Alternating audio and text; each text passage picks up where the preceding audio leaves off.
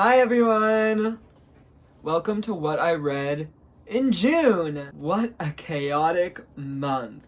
It was Pride Month, which I spent doom scrolling, terrifying homophobia and transphobia all month long. It's also now July, which means if you live in Canada, like I do, we just had Canada Day. I felt so patriotic and so proud of my country. I'm kidding. I saw a lot of people get drunk. I saw lots of flags. But me, I just did my girly little Saturday things, activities, per usual. No difference. I went thrifting.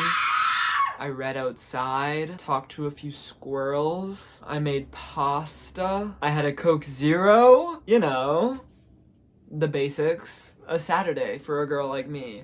June was a decent month for reading, though. I read 7 books, just under 2,000 pages. 2 of the books I read I reviewed in my last video, Books with Friends, Part 2.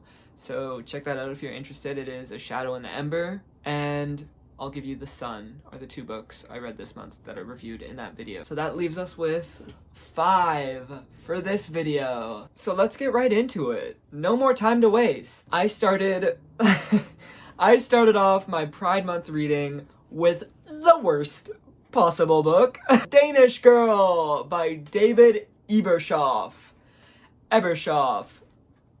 More like David Frick off. More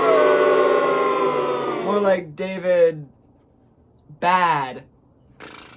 Yeah.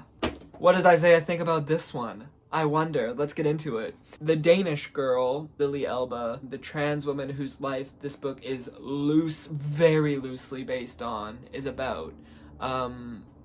Lily is misgendered, dead named,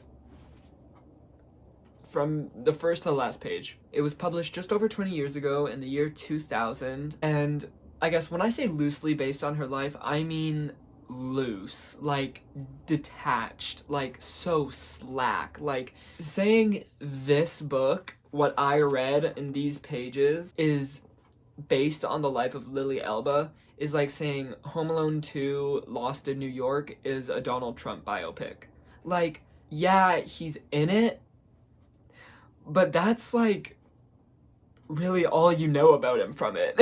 And the way the film adapted from the book won an Academy Award? How?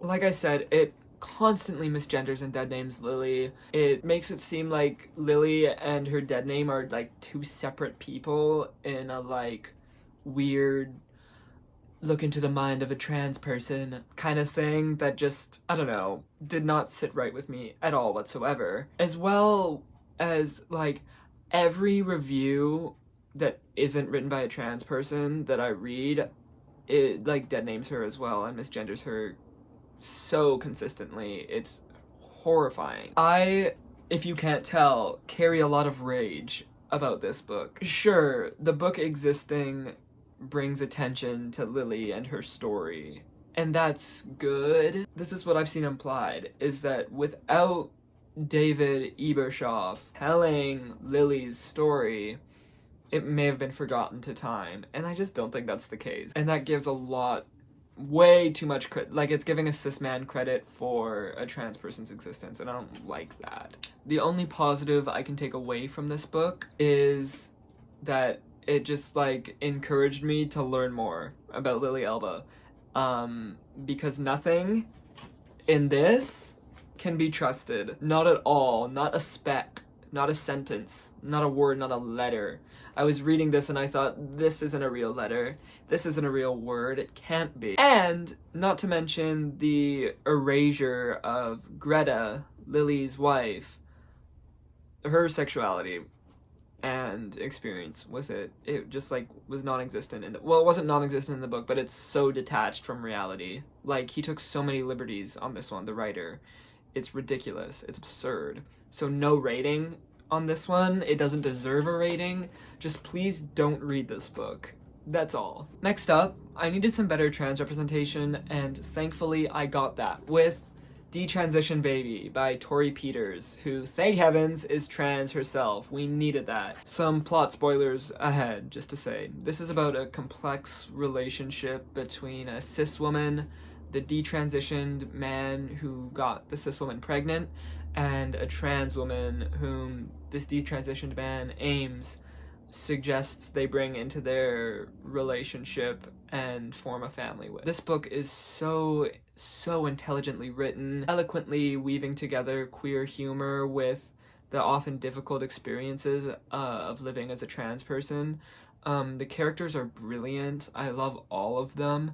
And it's not because they're particularly likable. They feel so real, so textured, so human. It can be tough to read at certain parts, and honestly, I would be a little hesitant recommending this to cis people. You'd have to be the right cis person to get a recommendation of this book. Describing the plot itself, including detransition man Ames, cis woman, trans woman, Katrina and Reese, could kind of give you can act as kind of a litmus test on how this cis person is going to receive this book. But yeah, it dives into some complex, sometimes shameful, sometimes taboo feelings and experiences that are unique to trans people, and which make it an important read for those that can handle it. And I don't say handle it as like it's too smart for you, like not in an intellectual way, because it's relatively easy to read, but such a fresh and grounded perspective on trans issues is really rare nowadays, and I believe it must be held sacred, so be careful. But this was an easy 5 stars for me. Love, love, love, love, love, love, love, love, love, love, love. The next book I read I don't have a copy of because shout out to the Fraser Valley Regional Library. And it's I Want to Die, But I Want to Eat Tteokbokki by Bak Se-hee. Apologies if I'm mispronouncing. Before I say anything else, this might be the best title of any book ever, of all time, actually. My love of the title, however, doesn't fully extend into the material. It's a memoir which takes discussions of the author's therapy sessions and discussions with her psychiatrist and kind of expropriates on it. I think I'm using that word wrong. I need like a counter of how many words I use incorrectly per video, because in the last one it was tumultuous, and in this one I think it's gonna be expropriates. Because is that, I need to like search it up right now actually. Expro. Is it even a word at all? So wrong. I'll put a screenshot of the definition, which you might know already. So wrong. So wrong. It expands on the ideas that are discussed in her therapy sessions, is what I'm trying to say. The ideas themselves aren't particularly great, in my opinion. I think the psychiatrist is kind of misguided in what he's doing and some of the things he said, and it never felt like it went far enough, deep enough to really resonate with me. It was a shorter read, just under 200 pages, but yeah, for all the hype I've read about it, I was a bit disappointed, to be honest, and I gave it 2.75 stars. Let's keep the memoir train going. Chooch. My Body, Emily Ratajkowski. Model, influencer, writer. Model, why am I doing it again? Model, influencer, writer, entrepreneur. She does it all.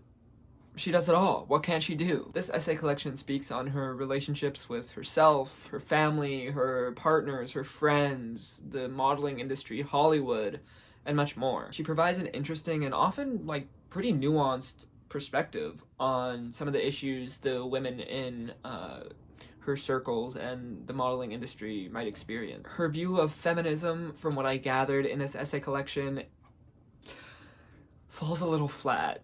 I don't know. It's not giving revolutionary, it's not giving liberatory, and that's not her lane, really. I understand, like, having entrepreneur and, like, radical feminist, not in, like, rad femme turfy ways, but, like, entrepreneur, feminist, like, I don't know. It doesn't add up. Ugh. There's one essay in particular that's, like, identical to a scene from The Triangle of Sadness, if you've seen that movie, where they're taking pictures for a brand deal and for this hotel ad that they've been commissioned for and given this trip vacation for free because they're advertising.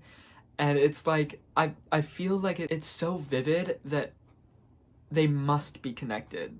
Like, they must be. It has to be. And hey, even though I say her feminism falls flat, which is, feminism falls flat is a hilarious sentence, there's actually quite a lot of good stuff in here. I like her writing, I like some of her takes and perspectives on things. Some of the essays, even in full, I really enjoyed. So I definitely recommend giving it a read. I gave it 3.5 stars. Last up, I read Home by Toni Morrison. The Bluest Eye by Toni Morrison, which I actually also have it right here, just off camera.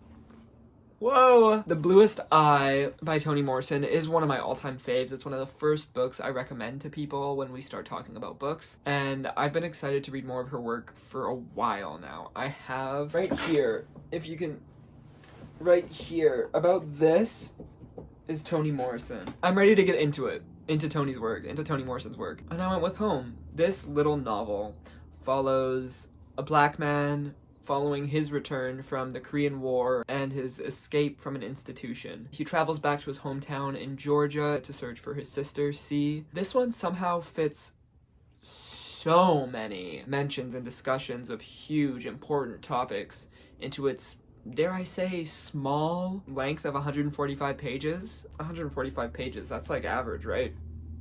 Like, that's like, I've heard people say that's not that small. Am I doing a penis joke during a Toni Morrison book review? What is wrong with me? Ugh. We talk about the horrors of war, particularly its effect on black men and on black men returning to a pre-civil rights era United States. We talk about the very valid, very justified, very real distrust of medicalism by black women, especially in the 1950s. It's still awful now, but in the 1950s, gee golly whiz. Again, I shouldn't be, like, making jokes around this part of the review, but it's bad. 145 pages to... It doesn't cover it too in depth, but like, you get enough. You get the idea. As well as family and community. Toni Morrison is just brilliant, just amazing. Perhaps one of my favorite aspects of the two of her novels I've read thus far is her use of the African American dialect and vernacular. I think it says so much to be such an acclaimed author writing in a style of English that isn't just like the eloquent British English, yeah, love. Because the characters that she's writing wouldn't speak like that, don't speak like that. And I think that's a hugely underrated aspect of historical fiction and a conversation to be had more generally in writing. And as one can imagine, the subject matter I've described can be a little bit tricky, difficult to get through at times, but I would absolutely still recommend this. 4 stars on this one. It was excellent. That's everything I read in June. Thank you for watching. If you did, if you didn't,